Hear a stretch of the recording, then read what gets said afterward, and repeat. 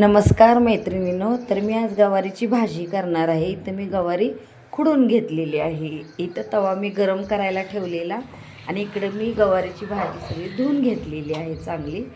तर आता आपण ही तव्यावरती भाजणार आहोत चांगली. थोडीशी खरपूस भाजून घ्यायची मैत्रिणींनो, म्हणजे छान वाटते गवार खायला. तर ही भाजून घेते मी. आता ह्याच्यामध्ये थोडंसं तेल टाकायचं आहे. तर थोडंसं तेल टाकून भाजून घ्यायची आणि साईडला अशी पिलटीमध्ये काढून घ्यायची. आता कढई गरम करायला ठेवली, त्याच्यामध्ये मी तेलही गरम करायला टाकलेलं आहे.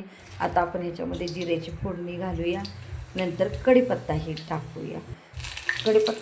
कढीपत्त्याची आपली फोडणी झालेली आहे.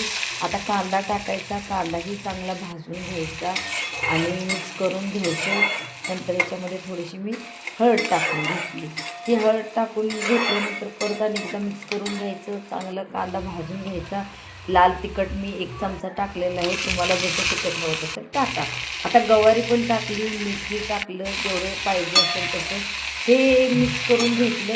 आता हे मिक्स केलं की आपण ह्याच्यावरती झाकण ठेवायचं. झाकण ठेवायचं म्हणजे 5 मिनटं छान वाफलून घ्यायची गवारी याच्यामध्ये, म्हणून झाकण ठेवायचं. झाकण 5 मिनटं झाली की काढायचं आणि थोडंसं पाणी घालून घ्यायचं, शिजून होईल असं. आणि थोडंसं एक अंगभर रस्सा म्हणून मी ठेवणार आहे, म्हणून मी एवढं घातलं. तुम्हाला सुकी हवी असेल तर कमी पाणी घाला.